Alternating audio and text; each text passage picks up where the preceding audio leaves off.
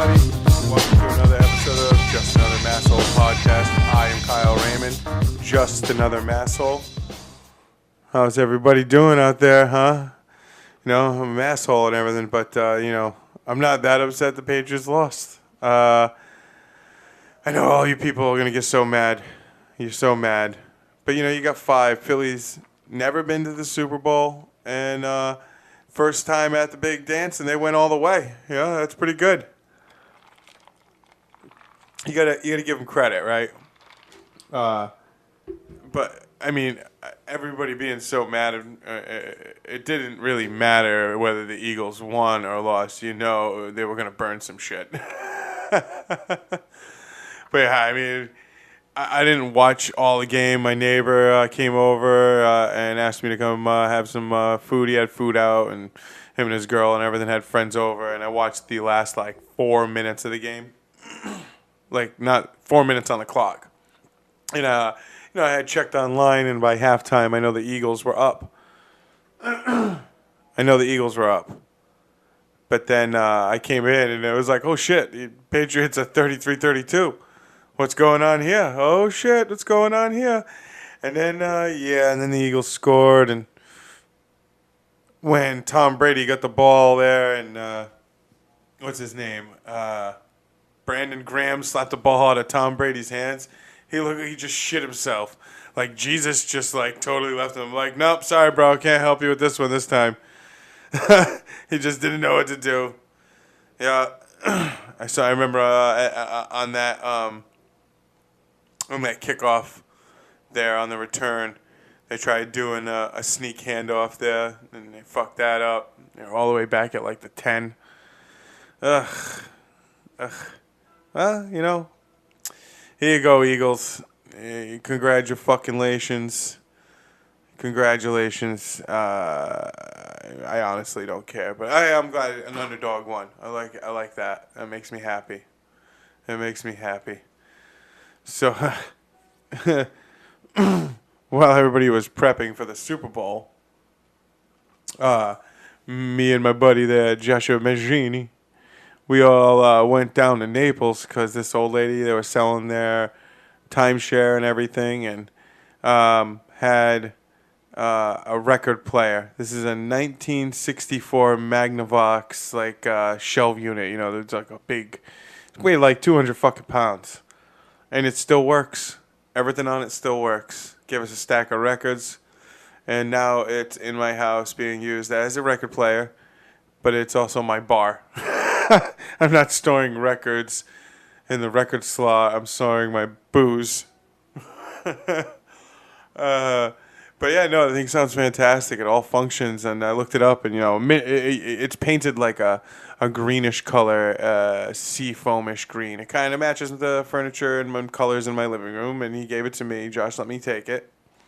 We got it free, and we got it for free.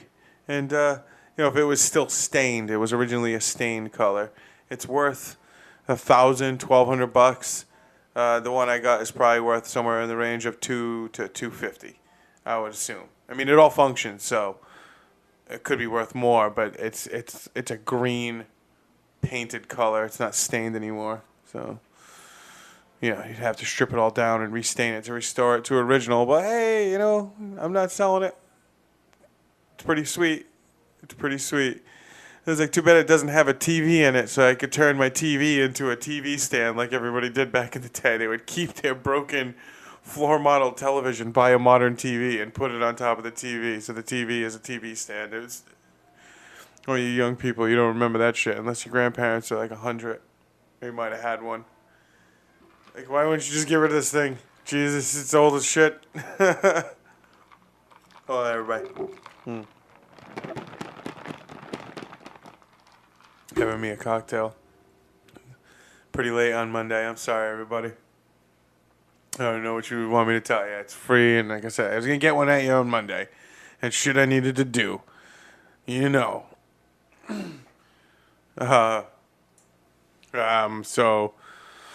apparently I think it was on Friday, Flying Brian, shout out to Flying Brian 105.5 here in Southwest Florida. he mentioned my name. Like, he'd seen me perform with Nathan and Chris a few times, and he thinks I'm a funny fucking dude.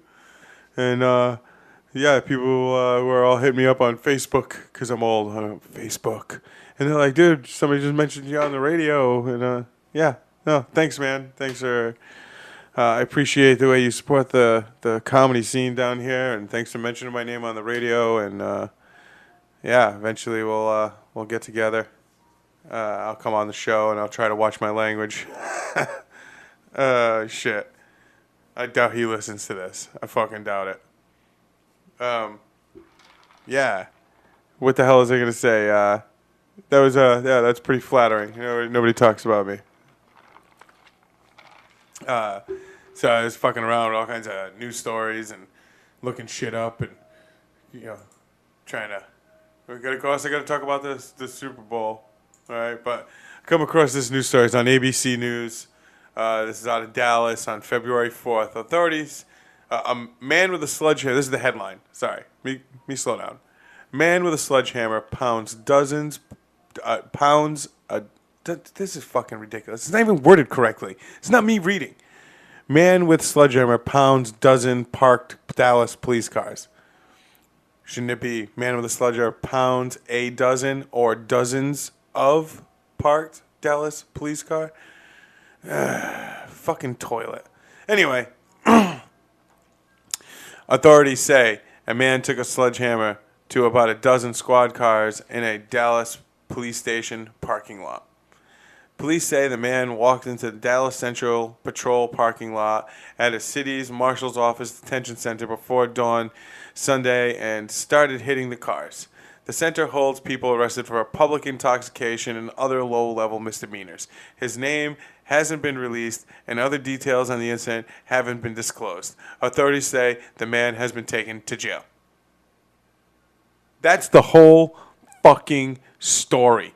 That's not a fucking story.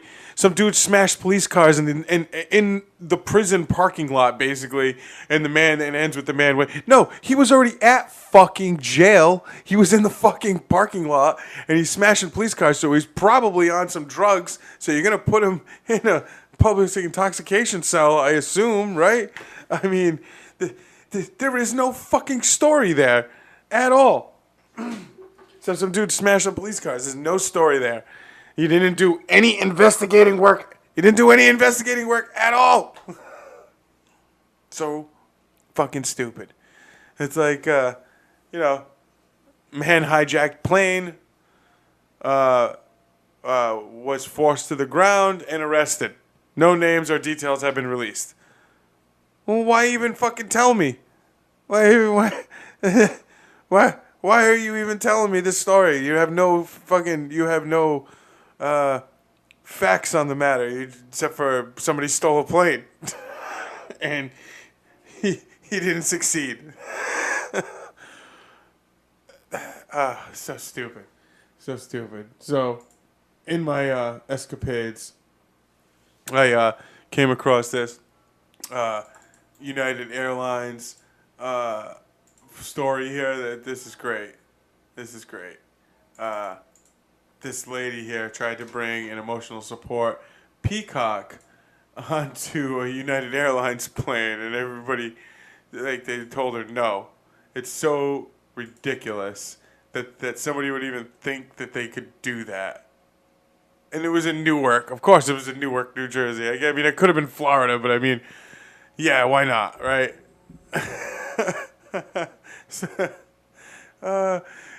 This animal did not meet the guidelines. Yeah, no shit. And it reminded me, and I went and found the story. Dude, let me go before I go through this. We explained to the customer on 3 separate occasions before they arrived at the airport. Provide documentation from a medical professional. Others suggested an emotional support peacock in the first place was a sign of a deeper issue. And if you see this lady, you shouldn't be flying anyway. Where are you going? Nobody wants to see you. You should just stay where you are. Nobody wants you to come to their house and bring your fucking peacock. It's like, you remember way back in the day. What about Bob? He's all freaking out about everything, elevators, and he's on a bus. He's never been on vacation. He's on the bus. He's going to bring his goldfish, which he called Gil, in a jar around his neck. And he gets finally to his destination, and he's like, give me a bowl. He needs to breathe. And he needs to get him out of his jar. He's freaking out. It's like, it's a fish. And it's not even like an expensive fish. It's a fucking goldfish. It's so stupid. Well, it reminded me of this one. This is out of Hartford, Connecticut. A woman tried to bring an emotional support pig on a plane, and she was carrying it into the airport. I was thinking, the same people, I remember people, and I looked it up. People were saying this thing is perhaps between 70 and 80 pounds. It looked heavy. Everybody was trying to figure out what the hell, because no one thought a pig, right? Nobody. I'm going to bring my emotional support animal on the plane. Yeah, sure, no problem. And everybody was like, yeah, no problem. Somebody's bringing an animal on the plane. No, dog. They probably just said dog, right? And fucking lady shows up with an 80-pound pig. And she's carrying it. And while she put she put the pig down in between the aisles to put her baggage up, and the pig started shitting in the aisle. And the pig stunk because it's a pig. They were saying it just smelled like a pig. It smelled like if she brought a barnyard in. And this pig began dropping things like, oh, you couldn't just say it took a shit on the plane.